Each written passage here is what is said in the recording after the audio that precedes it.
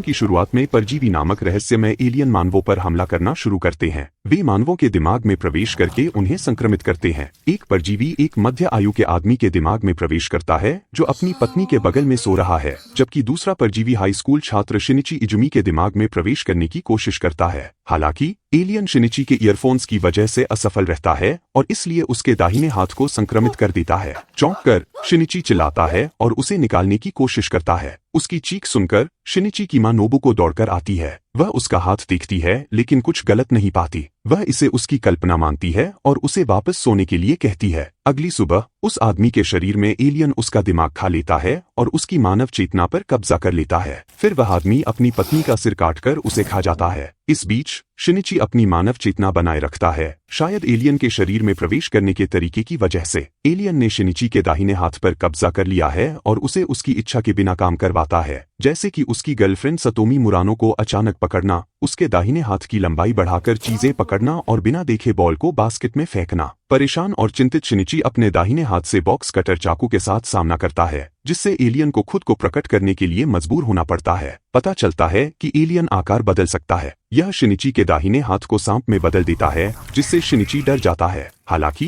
दूसरे निर्दयी एलियनों के विपरीत शिनिची के हाथ पर कब्जा करने वाला एलियन अधिक दोस्ताना है। यह बताता है कि उसे शिनिची के दिमाग पर कब्जा करना था, लेकिन ईयरफोन्स की वजह से वह असफल रहा। अब यह स्थायी रूप से शिनिची के दाहिने हाथ का हिस्सा बन गया है और जब तक शिनिची जीवित रहेगा तब तक यह भी जीवित रहेगा। और कोई विकल्प न होने पर शिनिची उस परजीवी से दोस्ती कर लेता है और उसका नाम मिगी रखता है। जैसे जैसे मिगी जापानी भाषा, तलवारबाजी, मानव शरीर रचना और तीरंदाजी के बारे में सीखता है, अन्य एलियन एक हत्याकांड पर निकल पड़ते हैं। स्कूल से लौटते समय मिगी अन्य दिमाग खाने वाले एलियनों की उपस्थिति को महसूस करता है और शिनिची को पास के एक रेस्तरां में खींच लेता है। वे मुख्य दरवाजा बंद पाते हैं, इसलिए वे पिछले दरवाजे से रेस्तरां में घुस जाते हैं। अपनी दहशत में मिगी और शिनिची देखते हैं कि एक दिमाग खाने वाला एलियन एक इंसान पर हमला कर रहा है। एलियन मिगी की उपस्थिति को महसूस करता है और खुशी से उसका स्वागत करता है। हालांकि जल्दी ही एलियन को एहसास होता है कि मिगी ने अपने मानव होस्ट को नहीं मारा है। फिर वह एलियन लड़के की ओर बढ़ने लगता है। उसकी आंखों में उसके दिमाग के लिए लालच दिखता है। मिगी एलियन को पीछे हटने की चेतावनी देता है,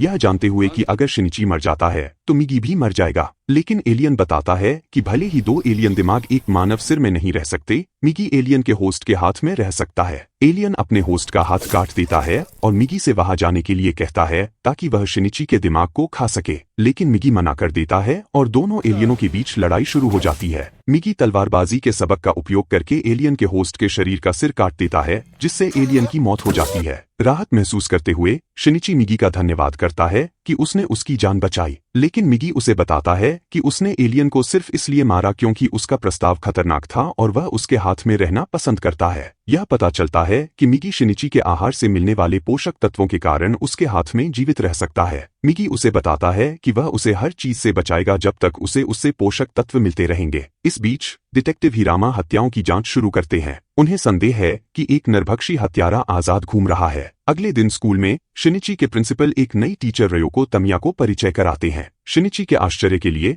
मिगी बताता है कि उसकी नई टीचर पर एक एलियन ने कब्जा कर लिया है। वे बाद में तमिया का सामना करते हैं। तमिया उन्हें विश्वास दिलाती हैं कि वह कोई नुकसान नहीं पहुंचाना चाहती और उनसे स्कूल के बाद बात करने के लिए कहती है। वे बाद में एक जलीय चिड़ियाघर में मिलते हैं, जहां तमिया उन्हें दो और एलियनों से मिलाती हैं, शिमदा हिदेओ, एक हाई स्कूल छात्र, और मिस्टर ए, एक पुलिस अधिकारी। एलियन तमिया से पूछते हैं कि वह एक इंसान से मिलने के लिए उन्हें क्यों लाई है। अन्य एलियनों की तुलना में अधिक समझदार लगने वाली तमिया अपने अध्ययन में मानव जीवन के तरीके में रुचि प्रकट करती हैं। वह बताती हैं कि उन्होंने अपने शोध के लिए मिस्टर ए के साथ शारीरिक संबंध भी बनाए। अब वह एक सामान्य मानव बच्चे के साथ गर्भवती है। तमिया महसूस करती हैं कि जीवित रहने और अपने जीवन का उद्देश्य खोजने के लिए उन्हें एक दूसरे की जरूरत है। वह मीडिया में हत्याओं की अधिक रिपोर्टिंग को लेकर भी चिंतित हैं और बिना मीडिया का ध्यान खींचे मानवों पर भोजन करने के तरीके खोज रही है। तमिया मिगी और शिनिची से सहयोग करने को कहती है। जब शिनिची और मिगी उसका प्रस्ताव ठुकरा देते हैं तो तमिया उन्हें चेतावनी देती है कि अगर उन्होंने उनके रास्ते में आने की कोशिश की तो गंभीर परिणाम होंगे।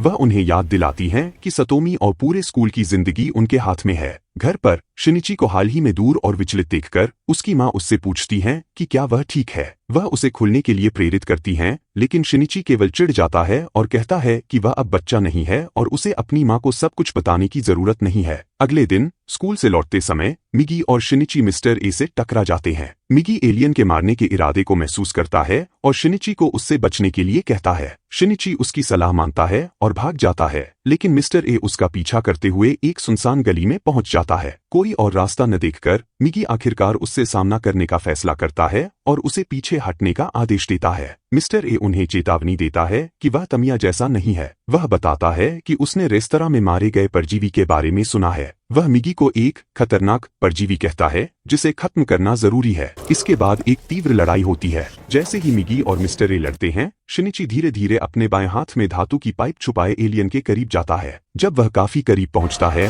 और शिनिची मिस्टर ए को पाइप से भेद देता है। जैसे ही मिस्टर ए जमीन पर गिरता है, डरा हुआ शिनिची भाग जाता है। एक आदमी को मारने के बाद शिनिची हिल जाता है, लेकिन मिगी अपनी स्वाभाविक रुचि के साथ उसे याद दिलाता है कि एलियन ने होस्ट के शरीर पर कब्जा करते ही उसे पहले ही मार दिया था। इस बीच बाजार से घर लौटते समय शिनिची की मां उस गली में मिस्टर ए को बेहोश दिखती है। वह दूर से घबराकर पूछती है कि क्या वह ठीक है। घर वापस आकर मिगी को शक होता है कि एक एलियन उनके घर के करीब आ रहा है। डरे हुए शिनिची रसोई की तरफ भागता है और एक चाकू उठा लेता है। दरवाजा खुलता है और पता चलता है कि वह उसकी मां नोबुको है। मिगी उसे चेतावनी देता है कि मिस्टर ए ने उसकी मां के शरीर पर कब्जा कर लिया है, लेकिन शिनिची इस पर विश्वास करने से इनकार कर देता है। मिस्टर ए ने अपने पुराने शरीर से अलग होकर शिनिची की मां के शरीर पर कब्जा कर लिया है। हालांकि इस सुझाव से शिनिची परेशान हो जाता है और मिगी को बकवास बंद न करने पर उसे मारने की धमकी देता है। हालांकि शिनिची का सबसे बुरा डर सच हो जाता है जब मिस्टर ए उसकी मां के माध्यम से बोलता है, जिससे मिगी के दावों की पुष्टि होती है। शिनिची आंसुओं में टूट जाता है और इनकार में चला जाता है। वह अपनी मां से सच्चाई छुपाने के लिए माफी मांगता है और उससे मजाक बंद करने की विनती करता है। उसकी भावनाओं की अनदेखी करते हुए मिस्टर ए शिनिची के दिल में छुरा घोंपता है और उसे गंभीर रूप से घायल कर देता है। मिगी अविश्वास में चीखता है क्योंकि शिनिची जमीन पर गिर जाता है। मिस्टर ए मिगी से कहता है कि अब दोनों का अंत हो गया है। मिस्टर ए के चले जाने पर मिगी शिनिची के शरीर में उस छेद के माध्यम से प्रवेश करता है जो मिस्टर ए ने उसकी पीठ पर छोड़ा था। 2 दिन बीत जाते हैं और शिनिची अपने घर में निष्क्रिय पड़ा रहता है। अंततः वह होश में आता है और उठता है। मिगी बताता है कि उसने अपने एक हिस्से का उपयोग शिनिची के शरीर में छेद को कवर करने के लिए किया और अपने एक हिस्से को उसके दिल में छोड़ दिया जो नष्ट हो गया था। मिगी फिर से शिनिची के दाहिने हाथ में लौट आता है। यह एक प्रयोग था, लेकिन सौभाग्य से यह काम कर गया। हालांकि अपनी मां को खोने के बाद शिनिची जीवित रहने के लिए उत्साहित नहीं है। वह मिगी से कहता है कि उसे मरने देना चाहिए था और वह आंसुओं में टूट जाता है। खुद को संभालने के बाद शिनिची स्कूल में तमिया का सामना करने के लिए जाता है। वह उससे मिस्टर ए के बारे में पूछता है, लेकिन वह उसके ठिकाने का खुलासा करने से मना कर देती है। गुस्से में शिनिची उस पर चाकू फेंकता है,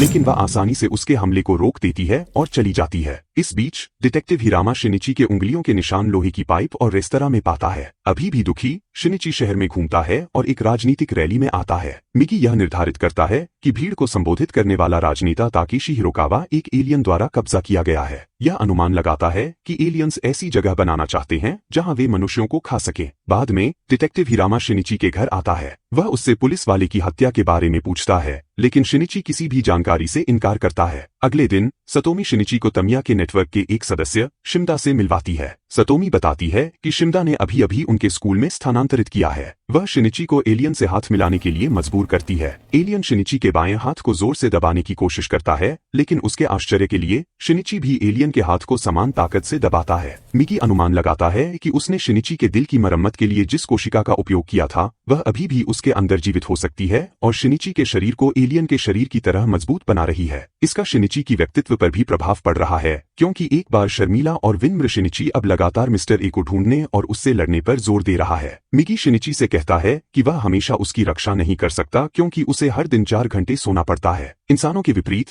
मिगी यह नहीं चुन सकता कि कब सोना है और उसे इन घंटों के दौरान जगाया भी नहीं जा सकता। लंबी जांच के बाद पुलिस यह निष्कर्ष निकालती है कि शहर में हो रही हत्याओं के लिए परजीवी जिम्मेदार है। वे सीखते हैं कि परजीवी को उनके बालों से पहचाना जा सकता है। जब कोई उनके बाल खींचता है तो बालों की लट कर्लिंग करने लगती है। अगले दिन प्रिंसिपल को तमिया की गर्भावस्था के बारे में पता चलता है और वह उसे मातृत्व अवकाश लेने के लिए मजबूर करता है। मिगी और शिनिची इस खबर से उत्साहित होते हैं, लेकिन वह उन्हें याद दिलाती है कि शिमदा उन पर नजर रखेगा। वह बताती है कि शिमदा स्कूल के माहौल में पूरी तरह फिट हो जाएगा क्योंकि उसकी तरह ही शिमदा भी मानव मांस का सेवन नहीं करता है। इस बीच शिमदा कला कक्ष में सतोमी और उसके दोस्तों के लिए कला मॉडल बनने के लिए स्वयं सेवा कर रहा है। शिमदा को सही पोज खोजने में मदद करते समय सतोमी की दोस्त उसके बाल खींच लेती है। उसकी डर के लिए बाल कर्लिंग करने लगते हैं। लड़की और उसके दोस्त समझ जाते हैं कि शिमदा एक परजीवी है और घबराने लगते हैं। वह भागने की कोशिश करती है, लेकिन शिमदा उसे वापस खींच लेता है। वह लड़कियों की ओर बढ़ता है, लेकिन सतोमी एक पेंट रिमूवर की बोतल उसके मुंह में फेंक देती है। रासायनिक पदार्थ एलियन को विकृत कर देता है और उसे नियंत्रण से बाहर कर देता है। सतोमी लड़कियों को भागने के लिए प्रोत्साहित करती है, लेकिन शिमदा उन्हें रोक देता है और लड़कियों की हत्या करने लगता है। मिगी शिमदा की हत्या की भावना को महसूस करता है और कला कक्ष की ओर दौड़ता है। उसके भय के लिए वह अपने सहपाठियों की मृत शरीर की एक पंक्ति को देखकर घबराहट का दौरा पड़ता है। मिगी उसे शांत करने में मदद करता है और फिर वे शिमदा को खोजते रहते हैं। अंततः वे एलियन को सतोमी को मारने की कोशिश करते हुए देखते हैं। शिनिची उसे बचाता है और शिमदा का सामना करता है, लेकिन अचानक तमिया पीछे से आ जाती है। शिमदा द्वारा इस गड़बड़ी के कारण नाराज होकर तमिया उसे डांटती है और एक DIY बम उसकी ओर फेंक देती है। बम के फटने से कुछ सेकंड पहले शिनिची जल्दी से घायल सतोमी को पकड़ता है और इमारत से बाहर कूद जाता है। विस्फोट के बाद पुलिस पहुंचती है और बम विस्फोट से बचे एलियन का सामना करती है। शिनिची सतोमी को एम्बुलेंस में अस्पताल भेजता है और फिर शिमदा को खत्म करने के लिए वापस आता है। शिनिची एक अन्य इमारत से एक धातु की छड़ फेंकता है और एलियन को मार देता है। फिर तमिया प्रकट होती है और मिगी और शिनिची को बताती है कि वह अपने बच्चे के जन्म तक थोड़े समय के लिए गायब हो जाएगी। जाने से पहले वह शिनिची को मिस्टर ए द्वारा कब्जा की गई नोबुको का स्थान देती है। शिनिची उस पते पर जाकर मिस्टर ए को ढूंढ लेता है और उसे चुपचाप पुल पर फॉलो करता है, लेकिन अचानक मिगी उसे बताता है कि उन्हें वापस लौटना होगा क्योंकि मिगी को नींद आ रही है। शिनिची अपनी बुरी किस्मत पर विश्वास नहीं कर पाता। मिगी उसे शुभकामनाएं देता है और सोने से पहले एक तलवार में बदल जाता है। मिस्टर ए आखिरकार शिनिची को देखता है और यह जानकर चकित होता है कि वह अभी भी जिंदा है। एलियन फिर हमला करता है, लेकिन शिनिची की तेजी को देखकर और भी हैरान हो जाता है। मिस्टर ए के हमलों से बचते हुए शिनिची धीरे धीरे एलियन के करीब पहुंचने लगता है। मिस्टर ए शिनिची को अपनी मां की आवाज का ट्रिक करता है। फिर वह एक विचलित शिनिची को मारने की कोशिश करता है, लेकिन नोबुको परजीवी की चेतना को मात देकर उस हमले को रोक देती है। शिनिची इस मौके का फायदा उठाकर नोबुको को मार देता है और उसके साथ मिस्टर ए को भी मार देता है। अगले कुछ दिनों में